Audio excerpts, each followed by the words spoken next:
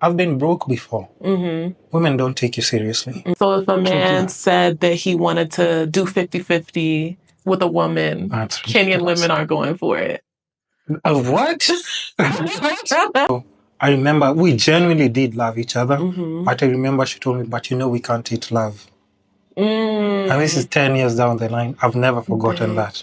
Somebody can cohabit with you, like, because they really don't have rent and stay with you for like a couple of months until they get their shit together. Oh, wow. And then after that, they just bounce. Welcome back to my channel. Today I am here with a special guest, John. He is a Kenyan born and raised, and we're going to pick his brain about some interesting topics. So before we get started, please like, share, and subscribe. Also, be sure to go to my TikTok to check out my TikTok comment. We're at 114,000 followers on TikTok, and also be sure to check out my Instagram, all right? So do you mind introducing yourself? So my name is John Telewa. I'm from Nairobi, Kenya. I can say I'm a content creator, entrepreneur. I'm quite all-rounded everywhere. So I mean, I can't really put a specific title to what I do. But let's just call it content creation and entrepreneurship. Okay. Sure. Amazing.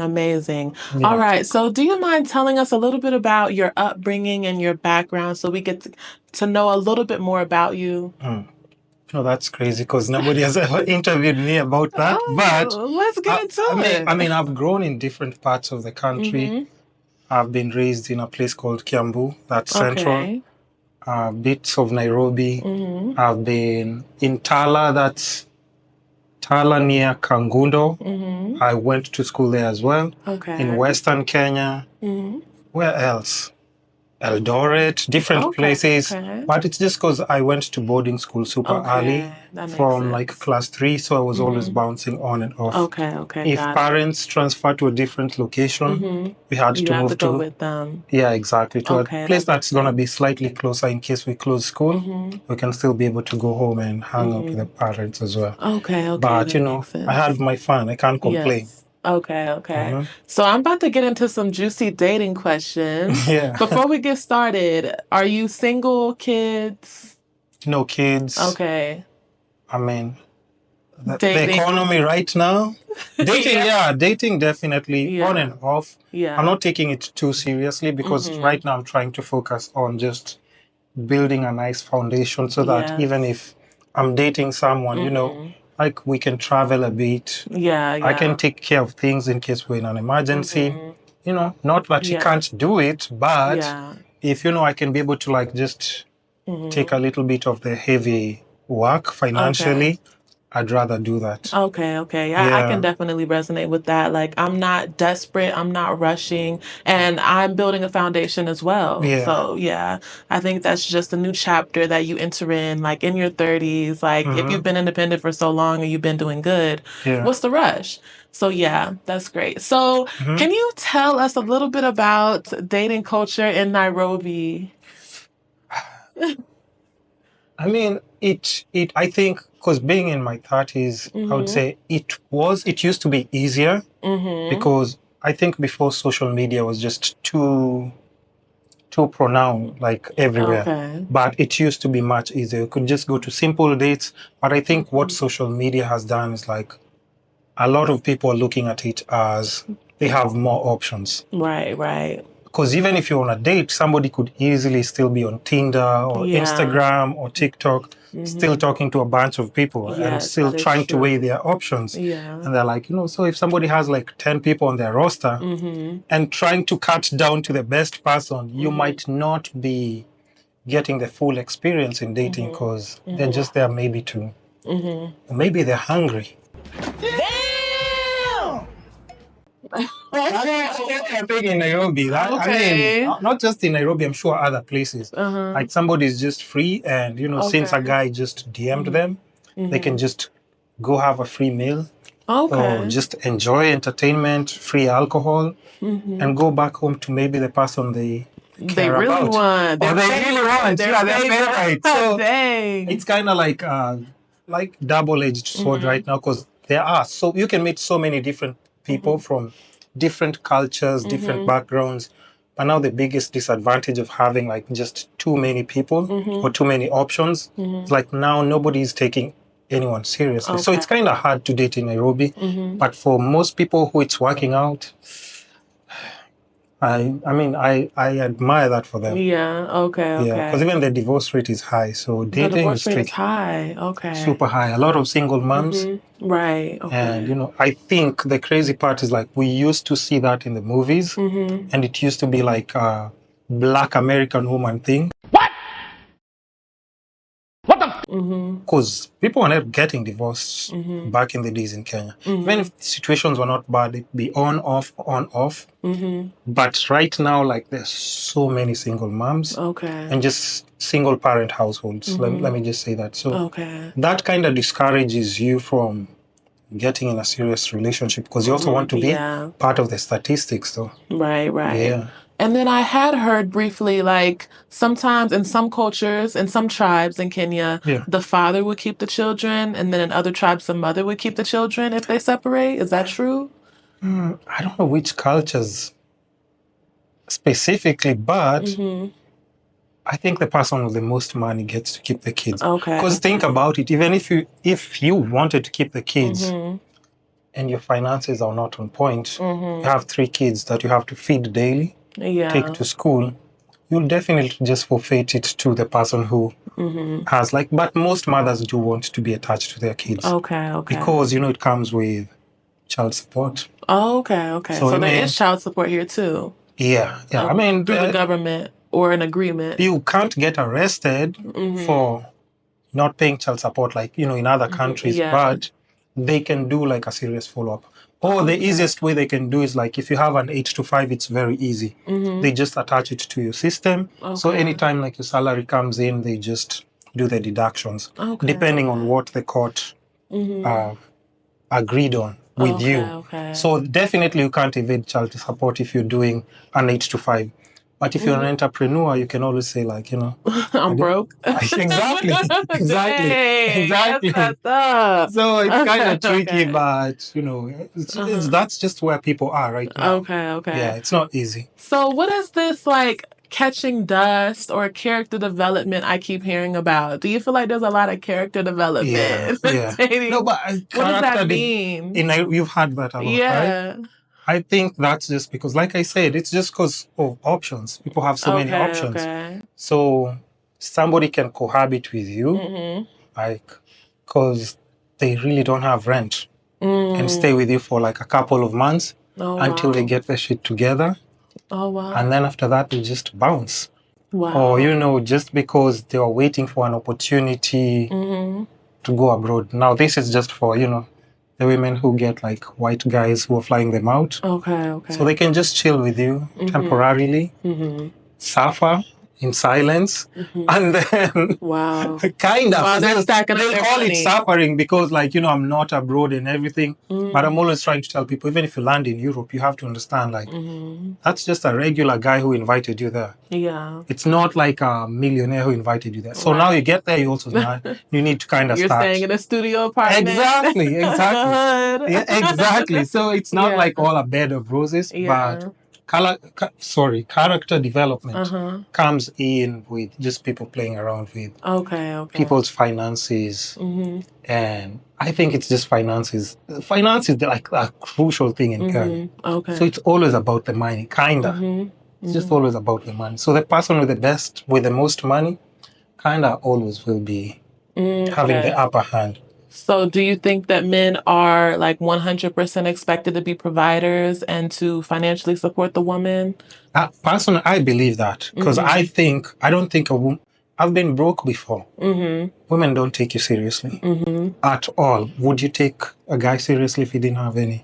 No, not flat out broke and not. No, but he's broke. He's broke. I mean, I feel like he has other things that he needs to focus on. That's what I'm saying. So you won't really take him seriously until he shows that he can actually do, like, you know, a lot of things for himself. Like even, you know, like just basically paying rent, taking care of your utilities, grocery shopping. If we're going out, like let's say I just ask you to go out for dinner with me, yes, I know you have your money, but why wouldn't I want to handle that? Like, these are the small, crucial things that I can just take care. Because if I can't take care of dinner, what if we have kids and there's an emergency? There's school fees. There's so many other big things and variables that come into play when you're a serious couple, that when you're dating, I always look at it as practice. So even if people who come for, they know themselves, those people come for free meals, and we go and we never talk again, I don't mind. To me, it's practice for my perfect girlfriend or wife in future. So Okay. yes. But I believe in being the provider. So if a woman wants to do her thing and she has money and everything, why not? Because I also wouldn't want someone who's just idle. Right. Somebody who's driven in their own thing would be nice. It would be nice because we can do content together, talk about different things. But somebody who's just chilling, it might be. So if a man said that he wanted to do 50-50 with a woman, Kenyan women are going for it. What? You'll be left. Even if she says that, she's on her way out. Dang, she's making a strategy. Yeah, because she's just basically trying to, not hurt your feelings. Yeah. Because I know guys who've been in situations like maybe friends or people who I know, and they were kind of in that situation where the girl is taking care of like so many other things. At some point, I believe at some point, most, if not all women, will get exhausted of taking care of a man. There are very few who can do that like this, Of course, if you have a sugar mama, hey. But in general, I think especially in the beginning of the relationship, if something happens, that's tough. And you want to know this person who should be able to take care of you. So I don't blame the women, but also it's unfortunate because at time that means when you're looking for a suitable partner, you might miss out on a genuine person because they're just not in a position yet. So, but nobody wants to build anymore. They want to find a ready-made man who has his, Yeah, because they say usually if you help a man build, he'll cheat on you or leave you for a young person. I don't think I would. No, but generally speaking, Kenyan men, do you think they do that? Why would you do that though? I don't. Okay, let me just try and think. Money changes people. Oh no! I know what happens because to men, you get more. When you're broke, your options are very limited. But as a guy, once you get money, it changes a lot. Because for Mike, I wouldn't say I'm in a better position. I wouldn't say I'm rich, but I'm in a better position from how I was probably before COVID. The options change. Yeah, you kind of are able to talk to different women, different cultures, even when you're traveling, different experiences. So your options are a little bit, but if you're broke, even if you want to play women, if we're taking 2 women for lunch is already a headache for me because my pockets can't even allow. But if you have a little bit of disposable income, your options grow. As a man, they expand massively, especially in Kenya. I've heard especially if you have a car. I've heard if you have a car, you're just the player. I know. And that's the thing. The crazy thing is I know how my experience was before I had a car. And then I got a car that was just okay. And then I dropped a Benz.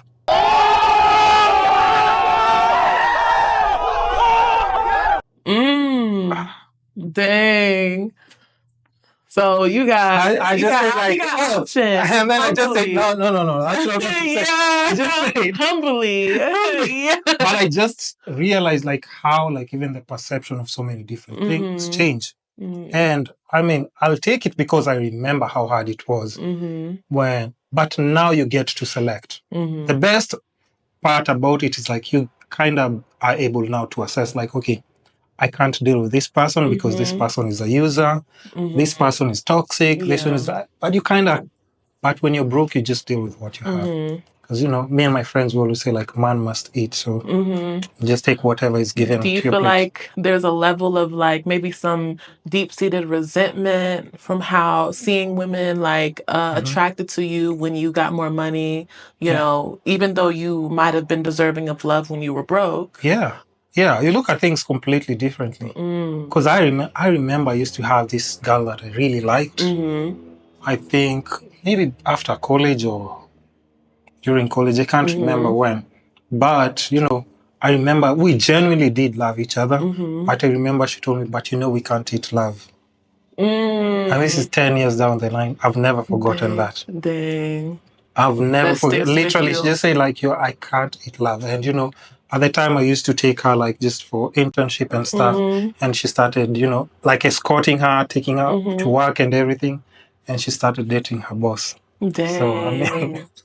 I feel like that's never good. So, yeah. But I just tapped into, like, you know, my own creativity, worked hard and everything. Yeah. But now if I look back at it, I was like, we genuinely did like each other.